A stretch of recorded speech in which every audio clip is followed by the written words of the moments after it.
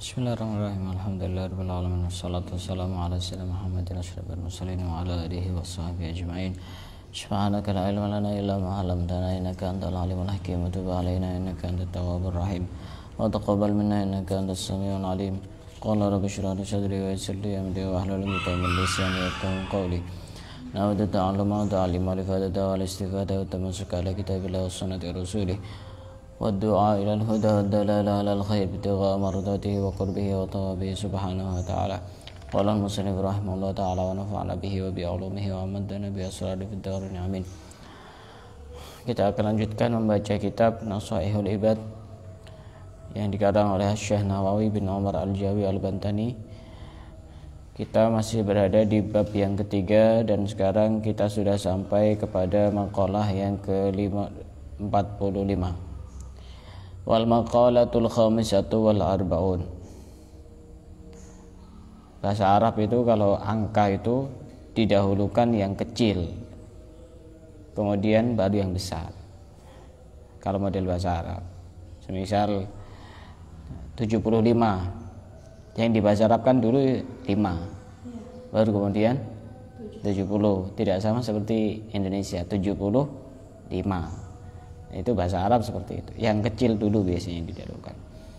Kecuali beberapa susunan, semisal 125, ya 100 dulu di bahasa Arab kan. Mi'atun wa khamsun wa berapa 20? 20 ishruna gitu.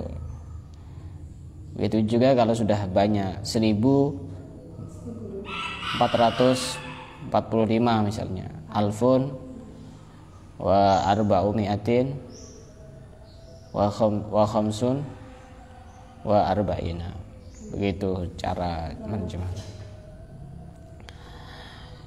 Maqalah yang ke-45, anin Nabi sallallahu alaihi wasallam, dari Nabi annahu qala, Rasulullah bersabda, al mahabbatu asasul ma'rifati. Cinta itu adalah dasar ma'rifat. Ma'rifat ini pembahasan dan istilah khusus di dalam ilmu tasawuf. Jadi ada 3 tingkatan orang menyembah kepada Allah dan beribadah kepada Allah.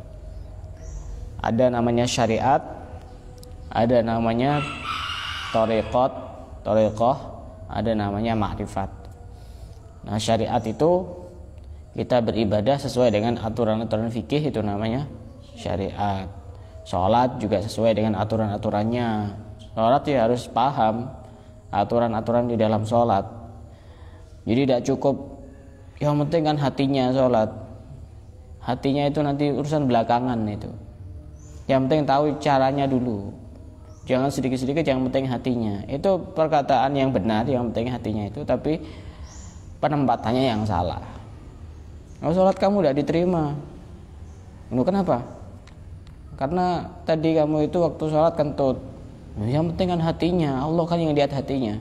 Ya benar itu. Benar ngawur itu. Fikih itu ya penting.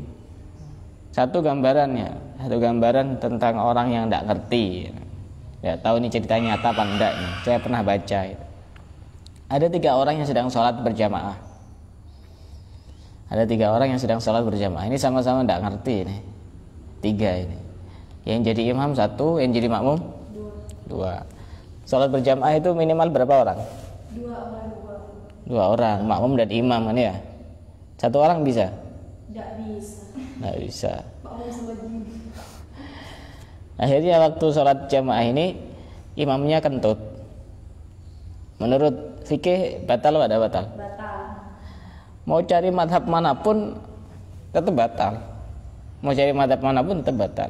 Kentut. Akhirnya makmum yang di belakangnya satu bilang, itu kok kentut, sholatnya batal. Ngomong seperti itu. Terus yang sebelahnya, kamu kok sholat kok ngomong, tambah batal lagi sholatnya. Kira-kira gimana? Batal semua. Untung tidak ada orang yang keempat. Kamu kenapa kok sholat? Ngawur lagi. Karena fikih itu penting. Nah, contoh begini, kadang-kadang orang tidak ngerti. Sholat jamaah itu niat jadi imam itu hukumnya tidak wajib. Niat jadi imam pada saat sholat berjamaah itu hukumnya tidak wajib. Jadi semisal ada satu contoh begini, ada orang sholat sendirian, ya. Kemudian datang satu orang, dia pengen nyari orang untuk diajak bareng sholat jamaah. Itu nanti tidak usah tanya, ini sholat sunnah apa sholat fardu ya? Tidak usah tanya. Kenapa? Karena mau sholat sunnah, mau sholat fardu boleh untuk berjamaah. Semisal dia sholat sendiri, ternyata sholat sunnah. Kemudian kita langsung ikuti dari belakangnya, boleh. Tanpa ngasih kode, boleh. Karena memang jadi imam itu, niat jadi imam itu hukumnya sunnah. Jadi tidak usah tepuk-tepuk pundaknya juga ada masalah. Tidak usah tepuk-tepuk pundaknya ada masalah.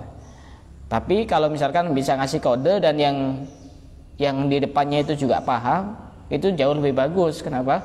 Karena dia niat jadi imam. Kalaupun tidak niat jadi imam juga ada masalah. Makanya tidak usah tanya-tanya. Kalau pengen sholat jamaah langsung ikuti saja dari belakangnya. Tidak usah tanya ini sholat fardu apa sholat sunnah. Mau sholat fardu, mau sholat sunnah, mau sholat qadha, sama-sama boleh. Asal gerakannya sama. Kecuali gerakannya yang beda. Contohnya apa? Sholat jenazah, sholat khusuf. Sholat jenazah apa? Berapa rakaat? Sholat jenazah berapa rakaat? Satu rakaat 4 salam. Sholat jenazah berapa rakaat? Tidak ada rakaatnya? Paling. Sholat jenazah itu 4 salaman. 4 takbiran. Satu salaman. Itu tidak boleh kalau pas sholat. Ada orang sholat jenazah, mungkin dia sholat ghaib begitu, tidak ada jenazahnya, pas langsung di belakangnya jadi makmum, ternyata ada ruku-ruku, ya tidak boleh. Apalagi saya pernah lihat video itu, ada di belakangnya ngikuti, Allahu Akbar, dikira sholat jamaah, ternyata dia main HP. Ya lain lagi itu. Lain cerita kalau seperti itu. Nah, jadi kita itu ada 3 tahapan. Ada syariat, ada thariqat, ada yang pakai istilah thariqat sama saja, ada makrifat. Syariat itu fasyariatun kasafinatin wa thariqatun kal bahri tsumma haqiqatun durrun ghala. Syariat itu seperti perahu. Sedangkan thariqat itu seperti lautan. Orang mau nyeberangi lautan bisa enggak tanpa lewat perahu? Tidak bisa. Bisa, tapi kemungkinan besar ya susah, bisa mati. Berenang kuat enggak? Mungkin saja, tapi kemungkinannya kecil untuk bisa sampai ke tujuan itu. Masa berenang dari Besuki sampai ke Pulau Madura? Nyampe? Susah. Makanya itu ada namanya thariqah, itu jalan yang menyampaikan orang untuk bisa sampai kepada tujuan. Itu namanya nanti ada yang makrifat, ada yang hakikat. Jadi intinya kita harus sholat, harus ibadah, harus menjalankan kewajiban-kewajiban. Itu namanya syariat. Jangan cuma intinya itu hatinya, yang penting hatinya. Di daerah sini ada, daerah gunung, ada aliran itu yang tidak sholat, daerah gunung, dan pengikutnya cukup banyak. Dia prinsipnya yang penting itu ingat kepada Allah. Sholat itu kan intinya ingat kepada Allah, kan ya? Di dalam Al-Quran disebutkan wa aqimis sholata lidzikri, didirikanlah sholat untuk mengingat kepadaku, kata Allah. Berarti kan intinya sholat itu ingat kepada Allah.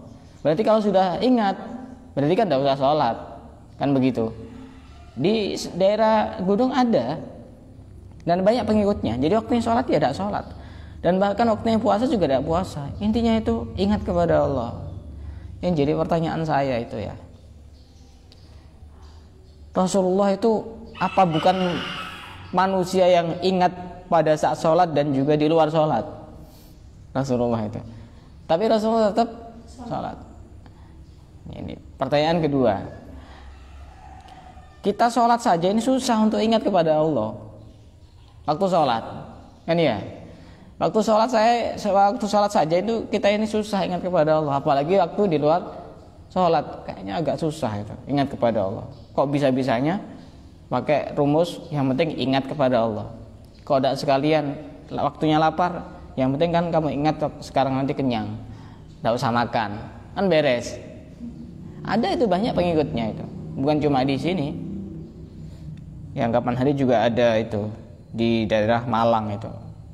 Ternyata kalau tidak salah sekarang ngajar di salah satu kampus di Jember ternyata. Agak aneh-aneh.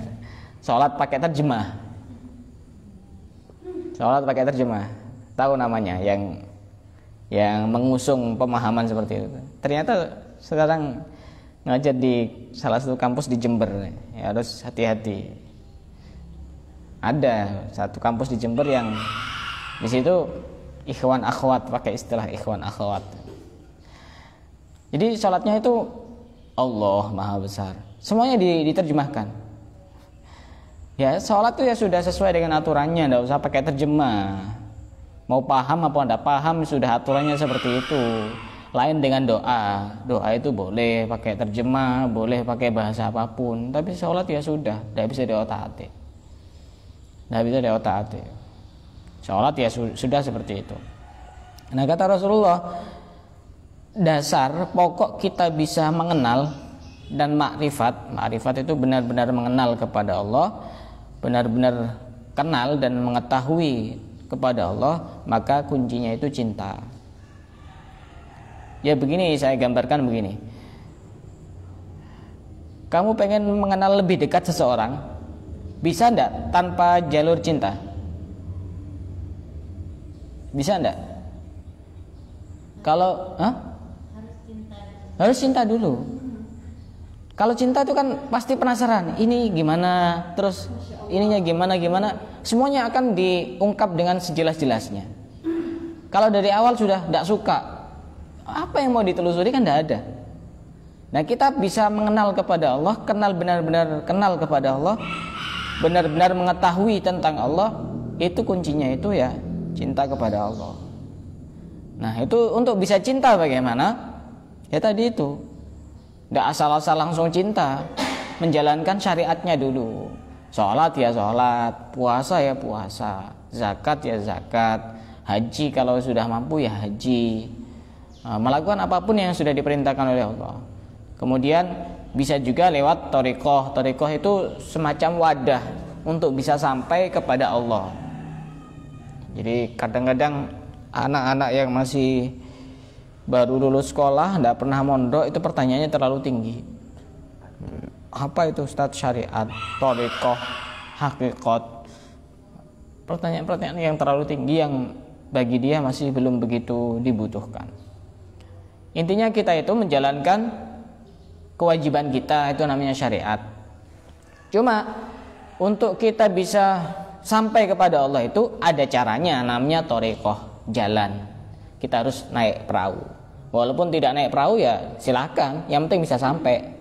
Jadi berthariqah itu bukan satu kewajiban yang harus dijalani oleh seseorang, cuma itu lebih memudahkan orang untuk bisa sampai kepada Allah.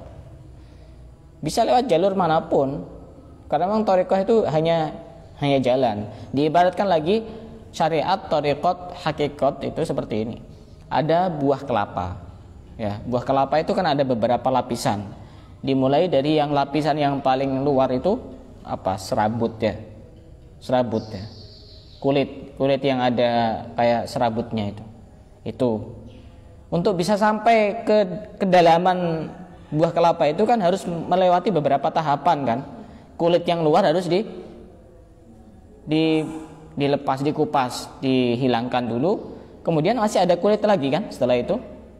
Kulit yang yang agak keras itu. Nah itu baru kemudian. Nah orang bisa sampai kepada Allah itu juga jangan langsung melewati jalur yang tengah itu tanpa melewati jalur yang sebelumnya. Ya susah, gimana caranya? Kita harus ibadah. Oh saya pengen dekat dengan Allah, mau bersemedi di atas gunung. Iya, dekat dengan jin itu nantinya. Banyak orang-orang seperti itu, pengen sakti, pengen ini. Apa yang dicari itu? Kadang-kadang bisa sampai gila seperti itu. Yang biasa-biasa saja, sholat ya sholat, juga tidak usah macem-macem apa niatnya. Yang terakhir ini ada, saya kemarin dapat cerita daerah mana ya, Mangaran kalau tidak salah, Situbondo. Ada orang rajin puasa Senin dan Kamis, tapi gila ya, lagi-lagi itu niat itu, sampai bakar rumahnya bagus, ada videonya. Sekitar 1 bulan yang lalu atau 2 bulan yang lalu, saya baru dengar cerita dari kepala KUA Besuki. Itu puasa Senin dan Kamis, tapi seperti itu, agak setengah-setengah orangnya. Ya karena apa? Karena niatnya. Ya sudah, ibadah itu sudah tidak usah macam-macam. Sholat ya sholat, kita niat menjalankan perintah Allah, ingin mendapatkan ridha Allah, ingin mendapatkan pahala Allah, pengen masuk surga silahkan, pengen selamat dari neraka juga tidak apa-apa. Tidak usah tinggi-tinggi, karena memang tingkatan kita sudah masih tingkatan seperti itu. Tidak usah niru seperti Robi'ah al-Adawiyah. Kita itu kalau tidak diiming-imingi kadang tidak semangat untuk ibadah itu. Coba tidak diiming-imingi surga itu, apa kita fungsinya sholat? Ya karena memang kita itu masih tingkatan level anak-anak itu, yang tidak mau sekolah kalau udah dikasih sangu gitu. Beda, harus beda. Nah, untuk bisa mengenal lebih dekat kepada Allah itu kuncinya itu adalah al-mahabbah, cinta. Orang bisa kenal dengan orang lain tanpa melalui jalur cinta, tidak bisa. Apalagi melalui jalur benci, ya tidak bisa. Mau sudah ada tertarik, gimana caranya bisa kenal? Ya susah. Ada syariat, ada thariqat, ada hakikat. Nah di dalam Ahlus Sunnah wal Jamaah kita itu ada beberapa thariqah, ada banyak thariqah itu. Ada thariqah Syadiliyah, ada thariqah Qadiriyah, ada thariqah Naqsyabandiyah, ada thariqah Tijaniyah, ada thariqah Alawiyah. Alawiyah ini rata-rata pengikutnya itu para habaib dari Ahlul Bait, dan orang-orang yang belajar kepada mereka itu rata-rata thariqahnya Alawiyah. Dan kita boleh milih, ada sekitar 41 thariqah yang mu'tabarah. Dan salah satu thariqah juga yang bisa menyampaikan kita kepada Allah adalah at-ta'allum wa ta'lim, belajar dan mengajar. Itu kalau benar-benar niatnya itu ikhlas karena Allah, bisa mendekatkan orang kepada Allah Subhanahu wa taala. Ini juga termasuk bagian dari thariqah. Dan ketika orang itu sudah tidak memungkinkan untuk berthariqah, maka dia bisa memperbanyak untuk membaca sholawat kepada Nabi. Nanti ketika orang memperbanyak membaca sholawat kepada Nabi, maka sholawat itu yang akan bisa menyampaikan orang tersebut kepada Allah, lebih mengenal kepada Allah, lebih dekat kepada Allah. Kenapa? Karena yang akan menjadi gurunya adalah Kanjeng Nabi Muhammad. Orang baca sholawat itu nanti yang akan menjadi gurunya adalah Nabi Muhammad pada saat kita susah untuk mencari guru. Pada saat kita susah untuk mencari guru, banyak baca sholawat. Insya Allah di situ nanti akan dibimbing langsung oleh Nabi. Ketika masih punya guru dan bisa untuk cari guru, cari guru. Itu lebih mudah. Itu lebih mudah cari guru itu. Yang penting itu hatinya. Hatinya benar-benar punya niatan ingin berubah dan ingin dipertemukan dengan orang yang tepat untuk bisa mendekatkan diri kepada Allah. Pasti ketemu, tidak usah cari. Betul. Ya benar. Pernah tidak membayangkan yang di sini ketemu saya? Nggak pernah ya. Ya walaupun saya bukan tipe orang yang langsung bisa secara singkat dan secara jalur tol langsung bisa menyampaikan kepada Allah. Tapi yang penting orang itu punya niatan hatinya, kapan ya saya bisa belajar kepada orang yang benar-benar bisa menyampaikan saya untuk lebih dekat kepada Allah. Pasti nanti akan dipertemukan. Waktunya kapan? Itu urusan Allah.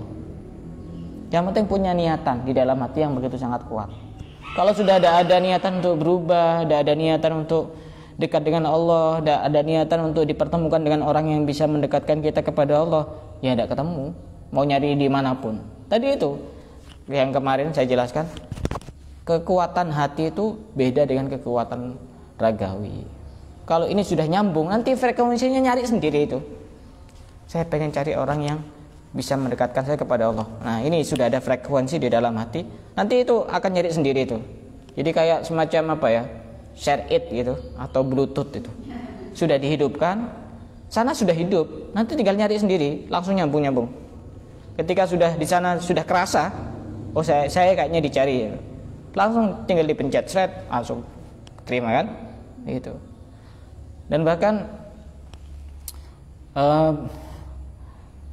kiai saya itu dulu perjalanan untuk mencari guru itu cukup lama. Guru saya itu, kiai saya itu dulu untuk mencari guru, pengembaraan mencari guru itu cukup lama. Jadi beliau itu membaca satu kitab yang menjelaskan kalau ada orang cirinya seperti ini, pegangi, jangan lepaskan. Pegangi, jangan lepaskan. Ini dicari kemana-mana, dari satu kota ke kota yang lain. Sampai yang paling terakhir ketemu di daerah Tulung Agung.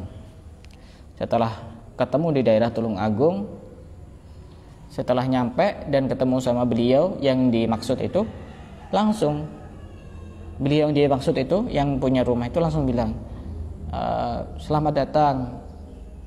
Disebut nama kiainya itu, langsung disebut namanya itu, langsung nyambung karena memang frekuensinya sama. Jadi kadang-kadang juga orang itu kalau semakin kuat ikatan batinnya itu, semakin bisa membaca tanpa ada tulisan. Ya, karena hati itu punya bahasa komunikasi sendiri yang tidak sama seperti bahasa kata-kata, bahasa lisan, tidak sama. Nah, kita jelaskan lagi bahwasanya untuk kita bisa mengenal lebih dekat kepada Allah, bisa makrifat kepada Allah, bisa mengetahui rahasia-rahasia tentang Allah, maka kuncinya adalah mahabbah. Nah, bagaimana caranya agar kita bisa mahabbah? Ya, menjalankan syariat. Nggak bisa kalau tidak menjalankan syariat. Sholat enggak, pas cinta kepada Allah, aku cinta kepada Allah, bohong itu. Puasa tidak, pas dia saya ini cinta kepada Allah, bohong itu. Maksiat iya, pas dia ngaku cinta kepada Allah, bohong itu. Itu bukan pengakuan, itu sebuah kedustaan. Paham? Ini yang pertama.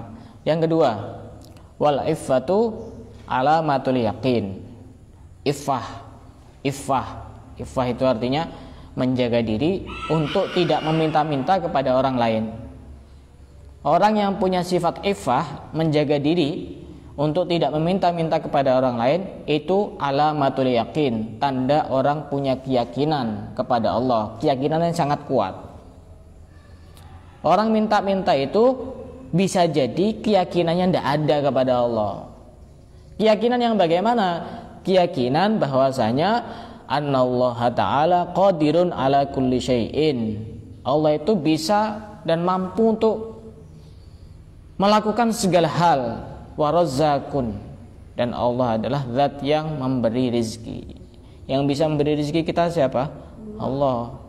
Kalaupun ada orang lain yang memberikan kita sesuatu, baik itu makanan, harta, minuman, pakaian, barang, itu semata-mata kita jangan meyakini bahwa itu adalah yang memberi kita rizki. Tapi kita harus yakin bahwa yang memberi rizki kita adalah Allah. Coba misalnya ya, kita kerja, anggap saja kerja apapun itu, kerja di pasar atau kerja di toko maupun yang lain. Kemudian ada orang beli, kemudian setelah itu kan bayar. Jangan sampai hati kita meyakini saya dapat rezeki dari dia. Jangan. Nanti akan merasa kecewa ketika tidak ada yang beli. Kita harus yakin bahwa yang ngasih rezeki itu adalah Allah. Sedangkan manusia hanya perantara. Sekarang coba kita berpikir, yang menggerakkan kakinya dia untuk bisa sampai ke tempat itu kemudian membeli sesuatu siapa? Allah. Yang menggerakkan tangannya untuk memberikan uang kepadamu siapa? Allah. Yang bisa menjadikan dia bisa melihat sehingga sampai ke tempatmu siapa? Allah. Dan yang paling ujung lagi yang menciptakan dia siapa? Allah. Sehingga kita harus meyakini bahwa yang memberi rezeki kita itu adalah Allah. Ketika kita tahu dan sadar bahwa yang ngasih rezeki kita itu Allah, nanti efeknya sangat besar sekali. Cek begitu baiknya Allah kepada saya. Saya sudah banyak melakukan kemaksiatan, dosa, ibadah juga jarang-jarang, kewajiban masih asal-asalan, tetap dikasih rezeki sama Allah sehingga menimbulkan cinta kepada Allah. Tapi kalau yang kita yakini adalah yang memberi rezeki adalah makhluk, ya sudah. Ketika tidak ada makhluk ya sudah, kita kecewa. Dan kita lagi-lagi saya ingatkan, kita jangan membatasi rezeki itu dari satu pintu saja. Misal kita jualan, jual apapun itu, yang penting halal kan. Kemudian tidak ada yang beli. Kemudian kita bilang seperti ini, nanti saya dapat uang dari mana? Loh, jangan ngomong seperti itu. Dikira dapat uang cuma dari toko. Bisa jadi ada orang lewat pas ngasih uang 1 miliar, mungkin saja kan? Nah, mungkin saja. Tidak ada yang tidak mungkin bagi Allah. Ini berarti kita sudah suudzon sama Allah. Allah itu kaya. Allah itu yang Ar-Razzaq. Kok kita sampai menghakimi dapat dari mana saya nanti bisa makan? Dikira cuma dari situ pintunya. Banyak pintunya. Kadang-kadang kita itu juga butuh ngetes itu. Saya pernah agak nakal dulu waktu di pondok. Nakalnya tapi nakal yang bagus dan bisa ditiru.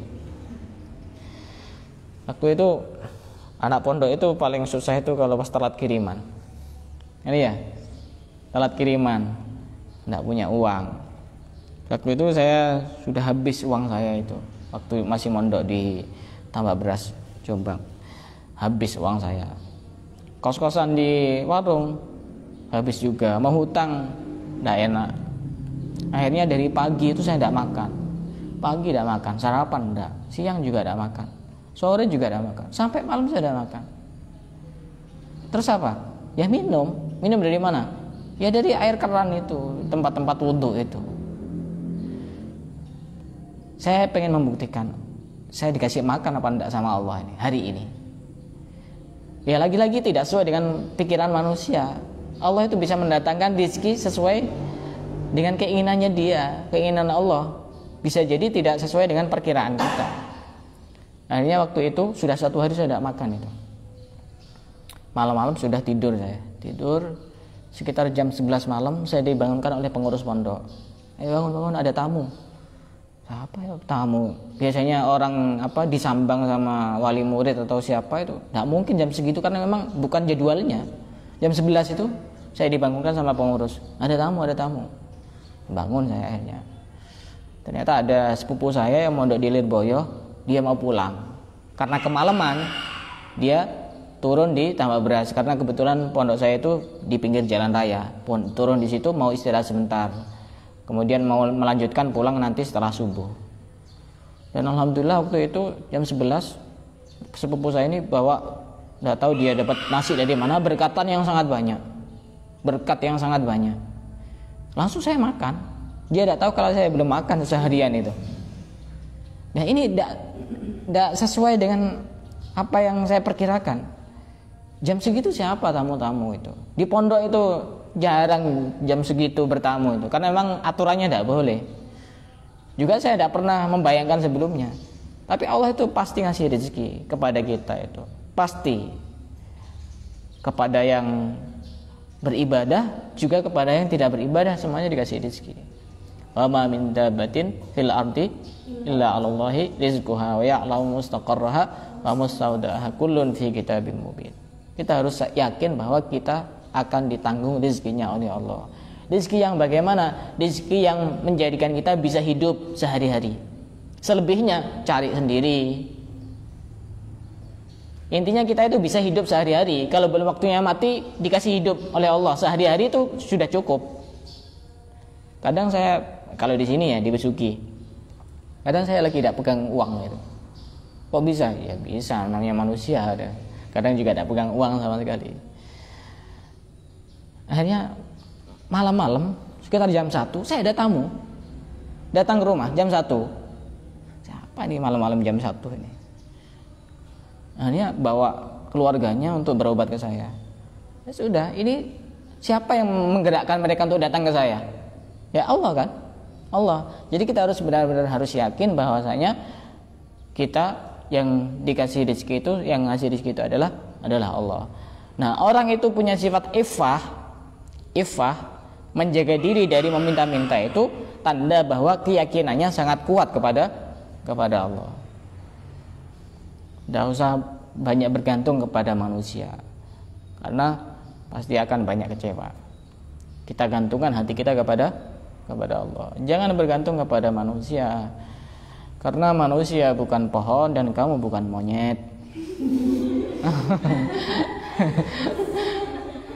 Ada yang pernah buat status seperti itu. Ya masuk akal juga itu.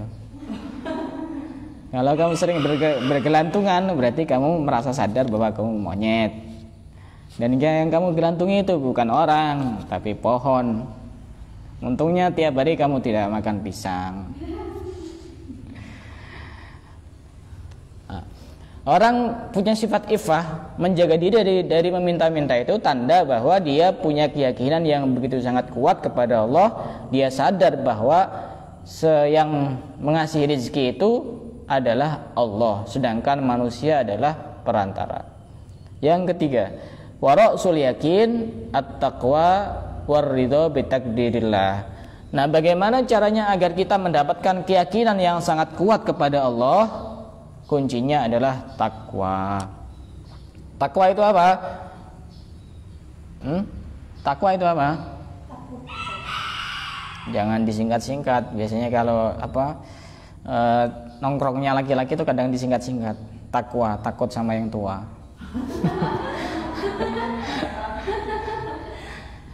Bukan.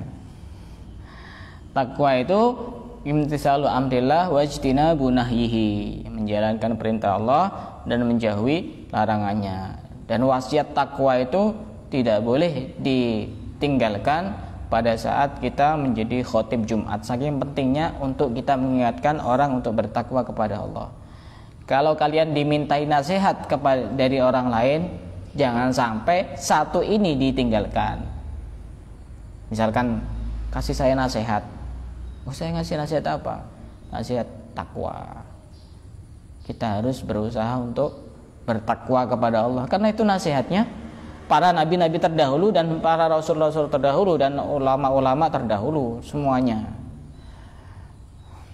untuk bertakwa kepada Allah. Nah, caranya agar kita punya keyakinan yang sangat kuat kepada Allah, yang pertama adalah dengan jalur takwa, yang kedua adalah waridho bitakdirillah, ridho terhadap takdir Allah. Orang bisa yakin kepada Allah, apapun yang akan dilakukan Allah itu kuncinya ridho terhadap takdir Allah. Sekarang kita takdirnya juga dijadikan seperti ini, semisal masih belum punya jodoh misalnya. Kalau orang itu sudah ridho kepada takdir Allah, nanti akan timbul buahnya, namanya yakin. Semakin yakin kepada Allah. Ketika keyakinannya semakin kuat kepada Allah, maka Allah akan memberikan banyak hal kepada dia. Mana gitu. Wildanu mukhalladun. Jadi ridho terhadap takdir Allah itu penting. Dan takdir Allah itu ada dua. Ada yang manis, ada yang pahit. Semuanya takdir Allah. Baik yang menyusahkan maupun yang membahagiakan, semuanya takdir Allah. Ketika kita semua paham bahwa semua itu adalah takdir Allah, maka hati itu bisa tenang. Hati itu bisa tenang. Bisa jadi ada dua orang yang sama-sama tidur di atas tempat tidur yang sangat empuk, yang sangat bagus. Satunya tidurnya nyenyak, satunya tidurnya tidak nyenyak. Kenapa? satunya masih merasa kenapa saya kok tidak diberikan ini, kenapa saya kok tidak diberikan itu. Satunya menerima takdir Allah sehingga hatinya itu ridho, tenang. Orang bahagia itu biasanya sudah ini takdirnya Allah, ada Allah kan ya, sudah takdirnya Allah. Tapi kalau kita itu melakukan hal-hal yang dilarang oleh Allah, jangan bilang itu takdir. Takdir itu tidak bisa digunakan untuk membenarkan kesalahan kita. Ini pernah ada cerita nyata itu di pondok saya di Tambak Beras. Di rumah kiai itu punya pohon mangga yang sudah berbuah sangat banyak. Akhirnya malam-malam ada santri yang agak nakal itu nyuri mangganya kiai. Ya namanya kiai, kalau kiai beneran itu malam-malam ya tahajud gitu. Kalau kiai udah beneran ya tidur gitu. Kiainya cuma nama saja. Malam-malam ya tahajud doakan santrinya. Ternyata malam-malam nyuri itu santrinya itu di depan dalamnya kiai. Ketahuan sama kiainya tidak tidur. Keluar kiainya. Kenapa kamu kok nyuri? Sambil dibentak sama kiainya. Loh kiai, saya mencuri ini kan sudah takdir Allah. Ya, kiainya cuma tersenyum. Kedua kalinya sama seperti itu. Malam-malam nyuri lagi. Dipukul sama kiainya. Kenapa kau kok nyuri? Kan sudah takdir Allah kiai. Nah, iya. Kiainya cuma senyum. Akhirnya yang ketiga ini sudah kiainya agak gatel itu. Emosi. Iya, enggak emosi sebenarnya. Akhirnya yang ketiga kalinya nyuri lagi mangga, langsung dipukul sangat keras sama kiainya. Kenapa kamu kok nyuri? Sudah takdir Allah kiai. Ini saya mukul ini juga takdir Allah ini. Pukul. Tidak boleh kita membuat alasan takdir Allah dengan membenarkan kemaksiatan kita. Walaupun kenyataannya semuanya itu sudah dikehendaki oleh Allah, tapi untuk urusan keburukan, kejelekan, kemaksiatan, kita harus sadar bahwa itu adalah kesalahan diri kita sendiri. Adabnya seperti itu. Nah, agar kita benar-benar yakinnya sangat kuat kepada Allah, salah satu jalurnya adalah ridho bitakdirillah, ridho terhadap takdir Allah. Orang itu kalau sudah ridho kepada takdir Allah itu hidupnya enak. Punya uang 100.000 ya alhamdulillah, punya uang 1 miliar ya alhamdulillah. Enak, karena Allah itu pasti punya banyak rencana yang tidak terpikirkan oleh kita. Kadang-kadang kan Allah itu caranya mendatangkan rezeki, caranya mendatangkan pertolongan itu tidak sesuai dengan apa yang kita duga dan kita perkirakan. Pokok asal hati kita itu punya niatan jadi orang baik, insya Allah banyak keajaiban dan pertolongan Allah yang tanpa kita duga sebelumnya. Nah, itu 3 hal. Saya ulang kembali bahwasanya untuk bisa kita mengenal lebih dekat kepada Allah dan mengerti tentang Allah dengan sedalam-dalamnya, kuncinya adalah cinta kepada Allah. Sedangkan cinta itu bisa diperoleh dengan kita menjalankan syariat-syariatnya Allah. Yang kedua, untuk kita bisa punya sifat iffah, menjaga diri tidak meminta-minta. Minta-minta itu ya termasuk bukan cuma yang di jalan-jalan itu, minta-minta sumbangan atau apa, ya boleh-boleh saja. Tapi juga harus yakin bahwa semuanya itu dari Allah. Ada di daerah Malang itu satu pondok yang cukup besar. Itu beliau pernah cerita, saya lihat di YouTube-nya itu masih ada itu. Sudah almarhum beliau itu. Pernah cerita bahwa pondoknya beliau bisa berdiri sampai lantai 3 itu tidak pernah minta sumbangan kepada siapapun. Kok bisa? Baca sholawat ribuan kali, puluhan ribu kali, dikasih rezeki sama Allah datang. Itu sudah yakinnya sudah sangat kuat itu. Bahkan kalau tidak salah Habib Novel Al-Idrus dari Solo itu pernah mau beli tanah, tidak punya uang. Kok bisa? Yakinnya kuat. Minta kepada Allah. Juga di sisi yang lain juga ya open donasi. Tapi itu bukan menjadi keterikatan hati untuk itu, tapi yakinnya tetap kepada Subhanallah. Semakin setrumnya itu kuat ya, semakin banyak yang datang itu. Yang penting hati kita itu. Nah, untuk orang bisa punya sifat ifah, menjaga diri dari meminta-minta adalah itu salah satu tanda bahwa dia keyakinannya sangat kuat. Sedangkan untuk mendapatkan keyakinan yang sangat kuat adalah ridho bitakdirillah, ridho terhadap takdir-takdir Allah, baik yang pahit maupun yang manis. Dari sini ada yang mau ditanyakan? Apa? Ada yang mau ditanyakan? Kalau tidak ada, kita cukupkan sampai di sini. Wallahu a'lam bishawab.